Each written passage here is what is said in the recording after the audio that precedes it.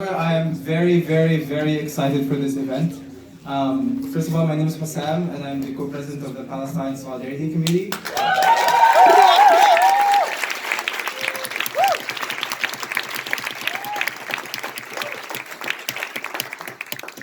It is my honor to be welcoming three very, very distinguished guests for this event on our fourth day of Israeli Apartheid Week.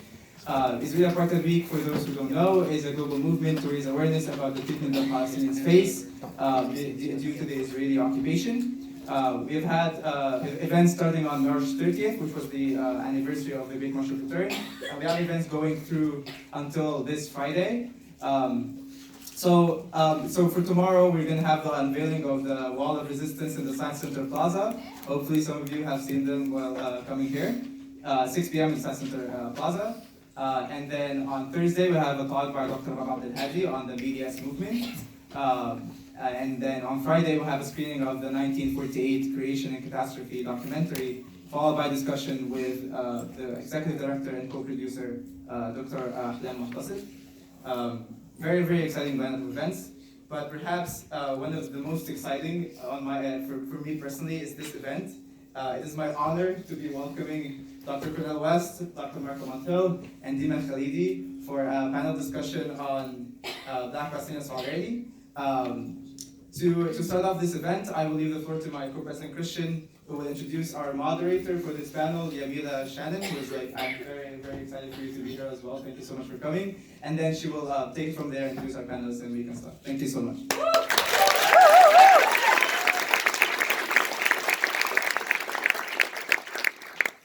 Hi everyone, my name is Christian. I'm also the co-president of the Palestine Solidarity Committee.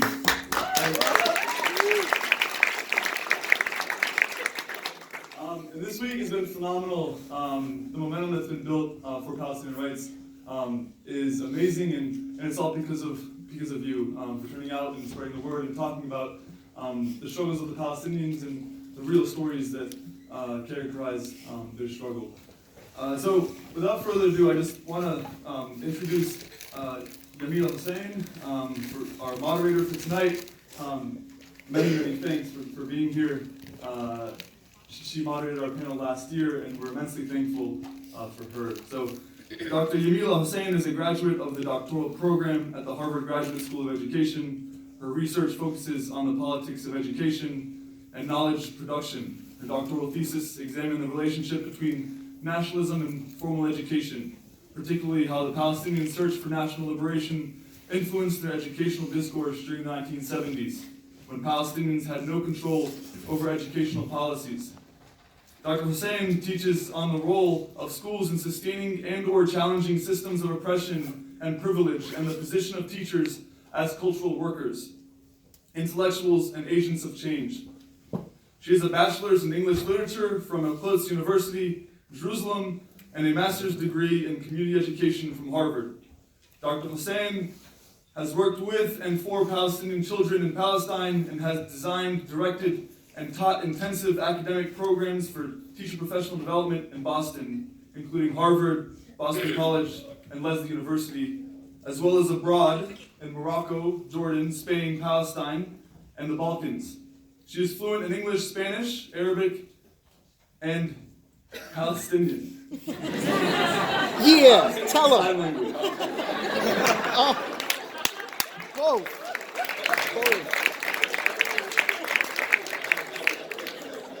Both, technically.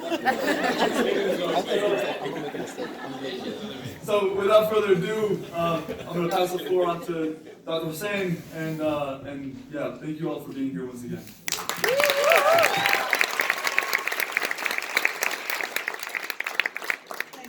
Can you all hear me? Yes. Good evening.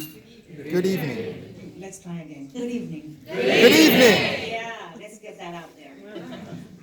So I'm going to introduce the panelists through my personal connections with them. You can read their bios online. The three panelists are very well-known people, and the bios are on Facebook, so you can find them.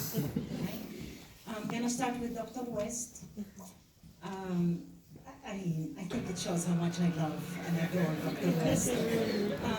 Professor West used to visit our class. We used to teach a class 20 some years ago at the School of Education called Education for Social and Political Change. It was taught by a professor, Eileen de los Reyes, a Boricua, one of those that I really, really like. And it was elective. Nobody had to take the course, and every semester we would have 120 students sign up for our course. And Dr. West was our favorite part of the whole semester. He would always come and visit and talk to the class. And since then, I've been following his work, not like stalking or anything, just really following his work.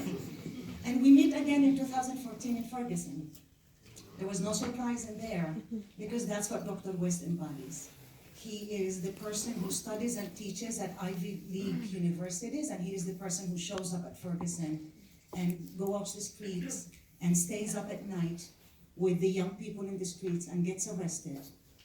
Dr. West does the whole round. He is, for me, the embodiment of what Gramsci called the organic intellectual. Thank you.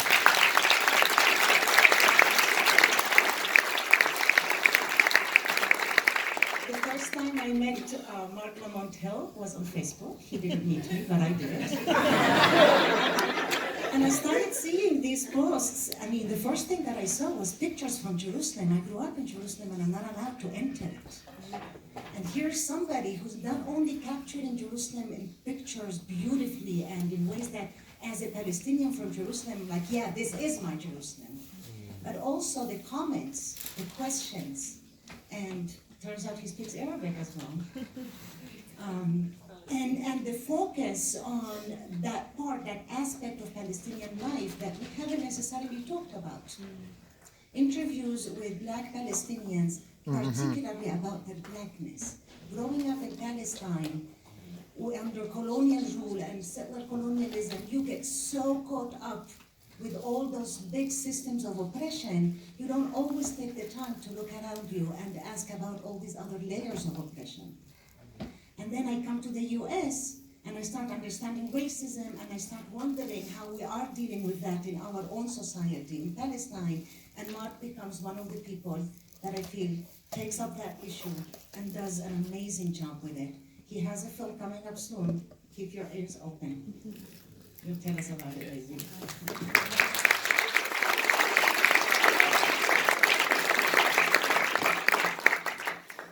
I just met Dima tonight, but I've heard of Palestine Legal for years. So as Palestinians go through our daily lives, every minute, every step, there's something that's happening to us, and we all tell each other, call Palestine Legal. It's our go-to.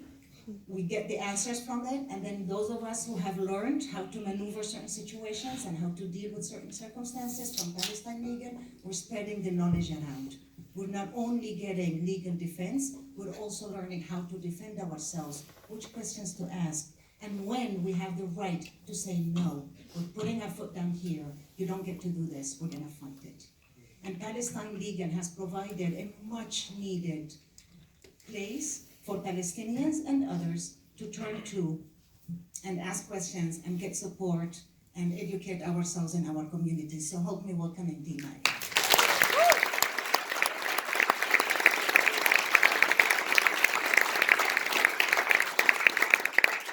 It's a bit intimidating to be sitting on a panel with these amazing people. So I don't think I have much to say now. I'm gonna hand the mic to Dr. West, so you can start us off this evening, please. Well, let me say that I am profoundly blessed to be here once again. Each and every year they have a Black Solidarity Day. I plan to be here. Part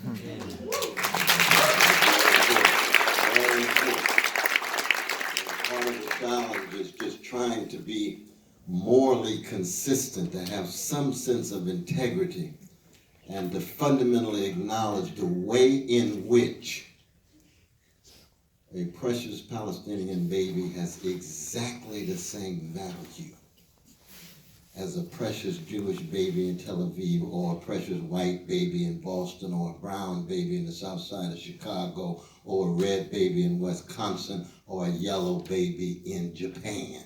that sounds so simple, but it has subversive consequences when you look at the ways in which for so long it's been taboo to publicly acknowledge the rich humanity of Palestinian brothers and sisters and what kinds of structures of domination they have to live under and the ways in which those structures of domination are tied to the American empire.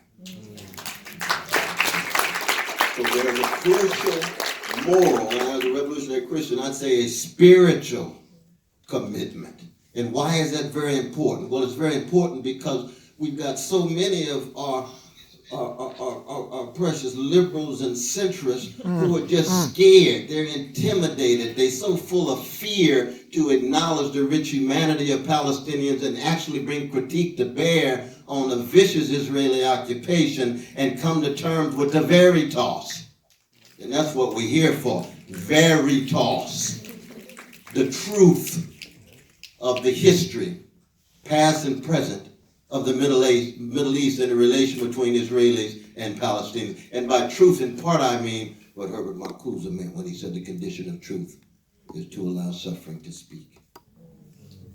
Now, I was blessed for 37 years ago to first have a teach-in at Columbia University with the one and only, the greatest public intellectual at the latter part of the 20th century in the American Empire. His name was Edward Said. Let us never, ever, ever forget the rich intellectual, political, and moral legacy of Edward Said. 1982, the invasion of Lebanon. We had teaching there at Columbia, and I had promised him, and I intend to be faithful unto death, that I would raise my voice no matter what the cost, in terms of keeping track of the humanity of Palestinians. And that at the moral level, I think it's incumbent upon each and every one of us to spread the news to fellow citizens that we ought to respond to the vicious Israeli occupation of precious Palestinians in exactly the same way we would if there were a vicious Palestinian occupation of Jews. So that if there are 551 precious Palestinian babies killed in 51 days and no one can muster a public voice to acknowledge it, it's very clear that there's a moral deficit when it comes to the humanity of Palestinians. And the aim is to shatter that and to be able to sit here with my dear sister Dima and my dear sister Hussein saying, what a blessing to see you again.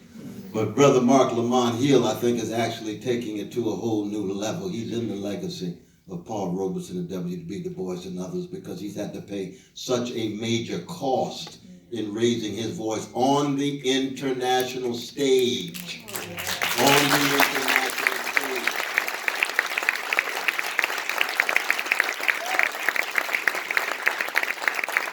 And he can tell the story of what it means to build on that rich legacy, because he and I come from a people who have been hated, terrorized, stigmatized for 400 years, but in the name of Ella Baker, in the name of Fannie Lou Hamer, in the name of Harriet Tubman, in the name of Martin Luther King Jr., Malcolm X, Curtis Mayfield, Nina Simone, we're going to raise the truth to allow the suffering to speak. Now, we can have disagreement. This is very important.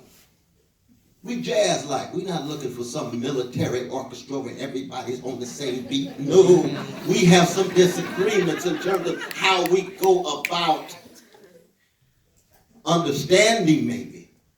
But when it comes to three fundamental non-negotiable issues in regard to Palestinian brothers and sisters. One is that we must know the truth of 1948. We must reject on moral grounds vicious occupation. I say the same thing about Kashmir. I say the same thing about Tibet. I say the same thing about Western Sahara of Morocco and so forth and so on.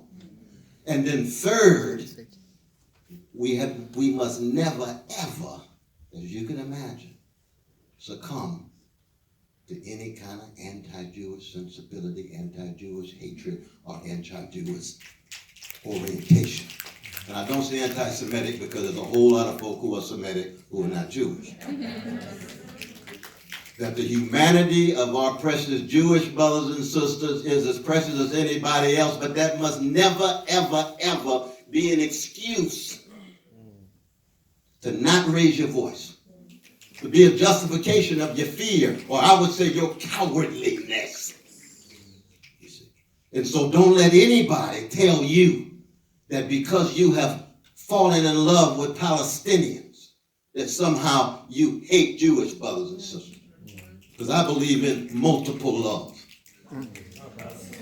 Try to love all of them, especially when they poor and working class, so that if I'm morally consistent, I'm freed up to be able to tell the truth about what has been going on since 1948, tell the truth of what's going on now, and the ways in which what this whole week is about, which has to do with apartheid-like conditions, especially in occupied territories. In some ways worse. Inside of Israel, second-class, third-class citizenship. How do we have a conversation? We will have that conversation tonight. How blessed I am to be here, and I'm not going to say too much more because I want to hear all of your voices, and especially these magnificent voices. But I just want to say that you all honor me by including an old school brother going all the way back to the 1960s and still trying to keep my fire alive before the worms get my body.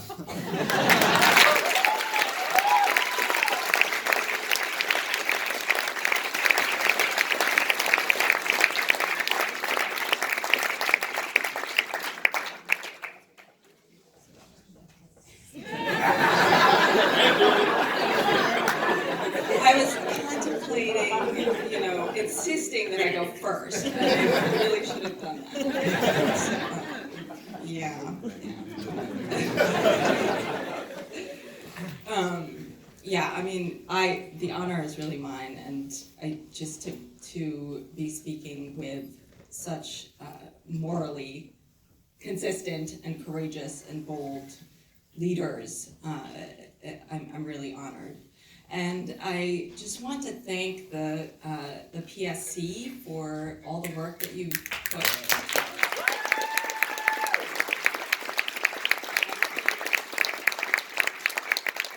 I think you all know it's been an uphill battle. One, to get funding for IAW, and two, to have this event without a hitch. You may not know that PSC was called yesterday, and told that they would have to pay for security guards because we're apparently too controversial for Harvard. Charles Murray and his, pseudoscientific racist theories aren't too controversial, but advocating for Palestinian freedom and equality is too controversial for Harvard. So we've managed to push back on that, and we're all good there. But this is exactly the kind of Palestine exception to free speech that Palestine Legal deals with every day. We have to even fight these battles, to have these conversations, says so much about where we are today. I think seeing from our vantage point, having responded to over 1,200 incidents of suppression like this, even just these small obstacles to having events like this, what we see is the specific targeting of people of color who are speaking out about this. And Palestinians face one of the largest burdens, of course, but Arabs and Muslims, Black and Latinx and other indigenous allies are the ones who are most targeted by this really overwhelming and very concerted effort to undermine the movement for Palestinian rights. And there's a reason for that. This is the fact is that organizing across movements has always been a threat to the status quo. And that's what's happening here. We're seeing right now, today, the movement for Palestinian rights is at a critical point. And that's because over the last 10, 20 years, we've seen this burgeoning movement in the US. And that's characterized by you all, youth on campuses, scholars speaking out. It's in response to the complete destruction of Gaza over the last, with successive wars, and the continuing expansion of settlements, the complete dehumanization of Palestinians, the occupation, et cetera, we could go on. That has all been televised for us, and by a growing movement for boycott, divestment, and sanctions, which has helped mobilize people to stand in solidarity with Palestinian. So the youth and the grassroots nature of this movement, as well as has really helped to create more intersectional and internationalist work. And that's what is really critical to see about this movement, and will help us understand why there's so much backlash happening here. And it's really based on an understanding of oppression that looks at the commonalities of our oppressors, where we can realize that the same tear gas canisters made in the US are used against Black protesters in Ferguson, and they're used against Palestinian protesters in Palestine.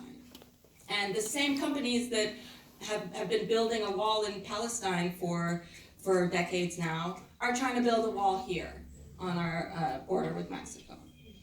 So these are not coincidences. The same, both here and there, we have an institutionalized racism and discrimination that enable the supremacy of one group over another or over many others. These are commonalities in our situations, and people are seeing that, and people are speaking out and organizing. The second thing is really that I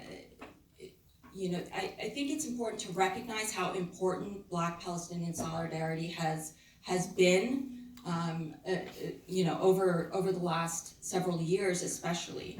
And we have to recognize that it's not new either. I mean, my family members told me stories about their meetings with Black Panther members in Algeria in the 1970s, right? This is, there are historic connections here from a deep internationalist legacy. But what we're seeing today, and the kind of bold and courageous speaking that is happening by people like Marc and people like Angela and people like Cornel has really created a critical conversation in this country. And those current manifestations of Black Palestinian solidarity have also been declared threats very clearly. Not only are we seeing surveillance and targeting of Palestinian activists, we also have the FBI calling the Black Lives Matter, the movement for Black Lives, Black identity extremists. But we also have the Israeli government itself, Israeli officials, saying very clearly. One in particular said, the major problem with Israel is with the young generation of the Black community. That is where Black Lives Matter starts. And so they see Michelle Alexander's piece in the New York Times as a strategic threat. They actually say this. Why? Why is that? It's because when we look at it's that moral clarity that these that you all are really bringing to the fore. I think one of the other strategies that Israel organizations have said very clearly that they're using is to neutralize this solidarity by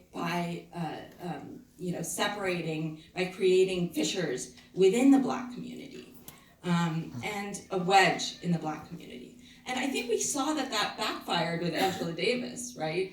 The Birmingham Civil Rights Institute rescinded her award because of pressure from Zionist groups.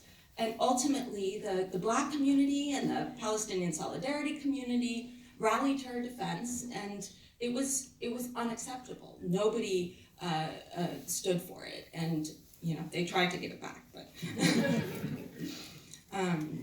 So clearly the immense backlash against Black intellectuals and activists who speak out on this issue is the result of how much weight this solidarity holds, how much it illuminates how clear the answer really is here when we believe in equality and justice and human dignity for everybody.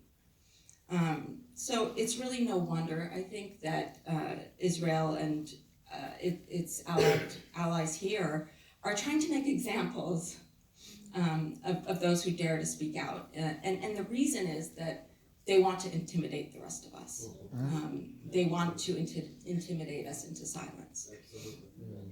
So we know about Angela, we know about Marc's situation, we know the kind of backlash that Ilhan Omar has faced, calling out the influence of the Israel lobby. Some of the examples that we see, you don't hear about, but so many of the cases that come to us involves a disproportionate targeting of especially Black and allies of color, who are specifically targeted because they are the most vulnerable, and they know that to silence folks that's how you stop the growth of this movement. I just want to give one example of the kind of solidarity that we see and that I think has become so powerful, and really illustrates that we're not talking about a surface level kind of, oh yeah, I'm down with Palestine or Black Lives Matter. But this is really the result of years and years of organizing that's happened and educating each other. And that's why I think universities are such important places for this to be happening. A few years ago at Loyola University in Chicago, a few Black students organized a demonstration in solidarity with the Missouri students who were protesting for racial justice issues. And they had a lot of demands for the university. A lot of people attended their demonstration. It was packed. Administrators were praising them. Everybody was, the media paid attention to it.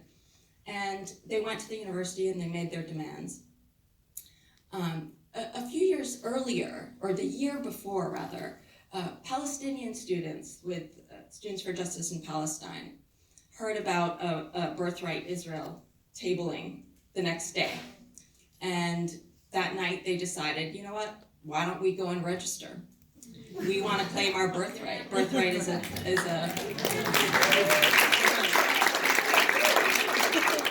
Birthright is a program that takes Jewish youth to Israel for free because it's apparently their birthright.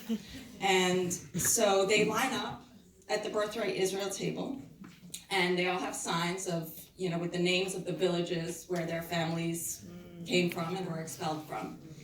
And they wanted to register. They said, "Oh, can I register? I'd like a free trip. I'm from, Khalidi. I would like to claim my birthright." And right away, they were accused of bias and discrimination and anti-Semitism, etc. They were investigated. They were charged with 6 violations of the Student Code of Conduct. And they went through a little mini trial. And ultimately, they were found not responsible for everything except not registering their demonstration. Because at Loyola, you have to register several days in advance if you want to do anything. So fast forward to the next year, the Black students are making their demands to the administration. And they say, and by the way, why didn't you punish us for not registering our demonstration? Because we didn't register ours, you know. So the university said, oh, okay, well then we'll charge you with not registering our demonstration. But you know, the Black students said very clearly, this isn't fair. You know, our SJP colleagues were, you know, put through the ringer for doing the same thing. And, you know, we represented them as well, and they went through a hearing, and ultimately Loyola suspended their demonstration policy. But the point is just that, you know, these Black students were also members of SJP. And the Palestinian students were also organizing this Black Lives Matter demonstration. And they were in the thick of it together, and they ultimately insisted on standing up for each other, even though they didn't have to.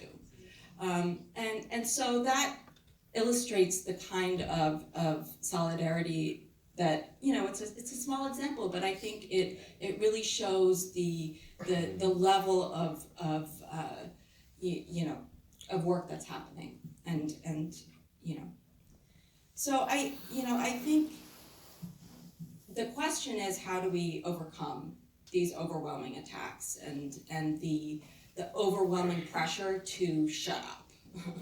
You know, you're all kind of young and probably thinking about your careers, and do you put everything on the line to talk about Palestine?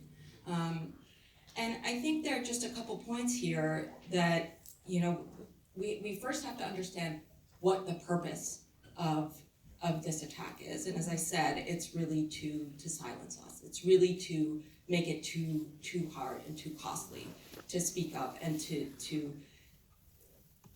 have a principled position on this issue. And instead of retreating, I think, you know, continuing to organize, to learn from each other, and to take courage from each other is essential. And I don't think that's really, you know, that's not maybe gonna convince anybody to go out and, you know, say something right now, but the fact is that our strength is not only, it's not only our strength in numbers, we have protection in numbers too. And only if we're able to stand up for each other, speak out for each other, organize with each other, can we make a difference. And it's not just making a difference in Palestine, it's making a difference here. And I think this is what's so exciting about this moment, is that people are coming together and understanding that our oppression is connected and our liberation is also connected. And that's what has to drive us forward.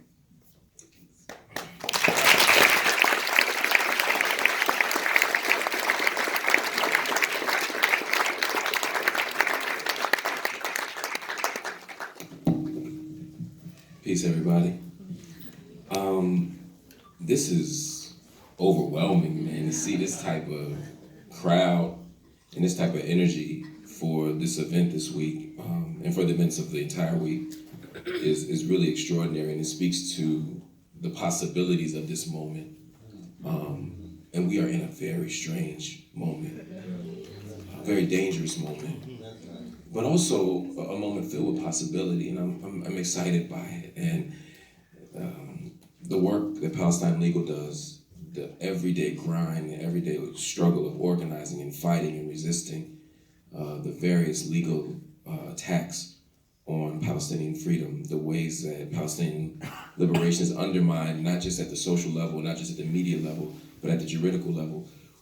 Thinking about that every day is important, and I'm grateful for the work you do, and I'm grateful for the support that you've offered me in particular.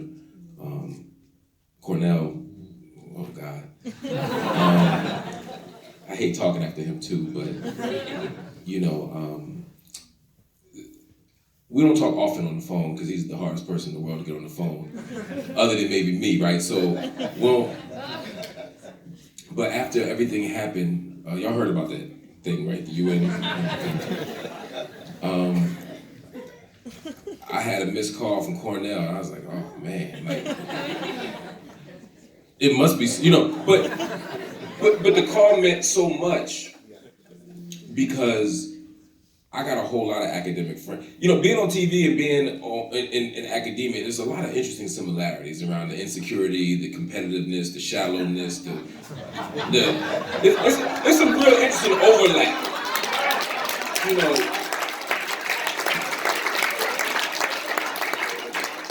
and I gotta tell you, you know, there's a whole bunch of folk when you pop in to answer your phone calls, that when something happened, they stop answering your phone calls. I'm calling folk. I'm thinking my phone, you know, my phone blocked or something like that. They always answer my call. I text, ain't nothing coming back, you know. And you took the call, but more importantly, you made the call. Then you wrote a piece in The Guardian in support, and while a lot of people were running for cover, hiding, and really being prisoner to cowardice, you stood up. And you stood in solidarity, and you showed love, and you took a risk, and you've done that ever since I've known you. You've done that long before I met you. I love you, I'm grateful for you, and thank you for everything that you've done. Thank you.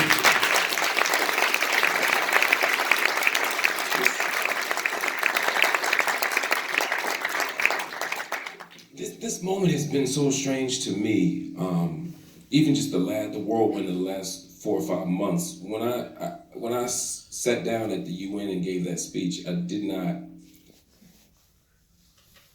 could not have been prepared fully for the outcome of that speech. I wrote a 22-minute speech, and you know, well, I don't write speeches. You know, I'm Black tradition.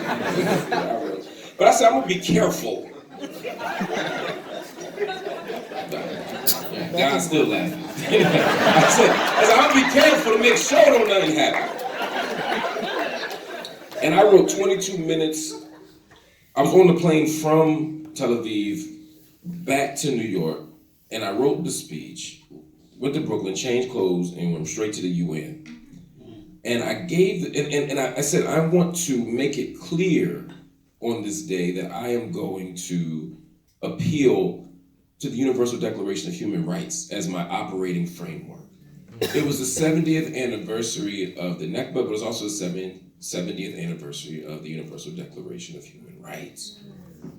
And I said, what an interesting moment that this document that emerges out of World War II as a admittedly flawed way to imagine and reimagine human rights, is to have a framework for that acknowledges the dignity, the self-determination, the possibilities of all human beings. If we got a document like that, I can say, wait a minute, the Universal Declaration of Human Rights says this, law says that. We have freedom of movement, but we got checkpoints. We're supposed to have a criminal justice system that's fair, but 99% of Palestinians are found guilty in criminal court. That's a huge question. Palestinians, they can't all be guilty. I mean, come on. Right? We talk about inequality in the states and we feign outrage and indignation, but we willfully support a nation state with it that just passed the nation state law and back in the summer that Netanyahu reinforced last week when he said we're not a nation of all of our citizens, we're a nation of Jewish citizens.